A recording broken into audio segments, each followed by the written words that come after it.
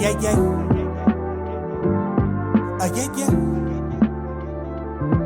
Yeah, yeah. You know all my struggles. You know what? All right, man, so I got to ask you, just growing up, who were some of your favorite baseball players?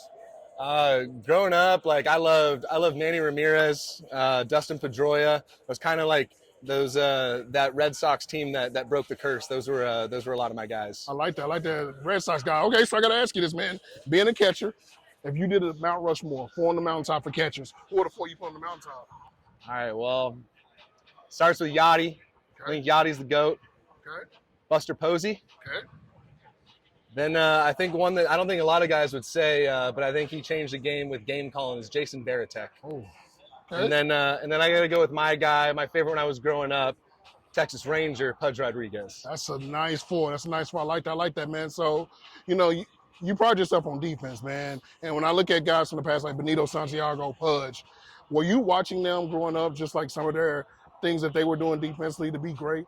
Yeah, I mean, Pudge's throwing was the reason I wanted to be a catcher. I was like, I want to throw guys out like Pudge. Benito Santiago throwing out from his knees. All the guys that I just mentioned too. It was Varitek's game calling. I was fascinated by the reports that he did, and then obviously Yachty and Buster are just two of the best to ever do it.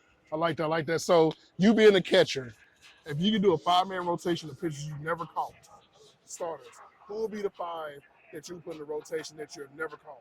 Never caught. It could be all time. It could be players from the past and present mixing in. Number one, Clayton Kershaw. Okay. Number two, I have not caught him, so he's still on the list, is Max Scherzer. Okay. Number three, I would say Nolan Ryan. Okay. I would say Randy Johnson. Okay. And Roger Clemens. You want the flamethrowers. I like that. Okay, so two more questions, man. So obviously I've seen the interviews and different things you talked about joining the Rangers, how this team is very competitive, man.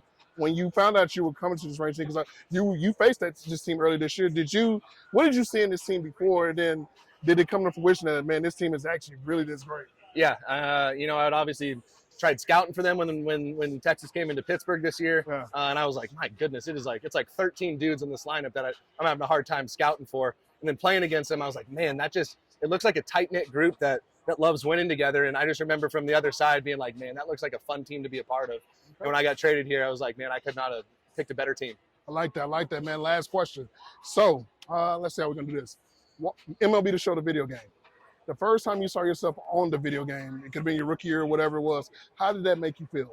Oh, I mean, it's every kid's dream, growing up playing, MVP baseball. Yeah. And then, back in the day playing Ken Griffey Jr. Major League Baseball. Like, you're just playing with these big leaguers that you idolize. And to know that you're one of the guys in the big leagues around the game is a pretty cool feeling. All right, man. Well, awesome, man. I appreciate your time, man. Keep doing your thing out there. We'll be talking again soon. Thank you, Appreciate you.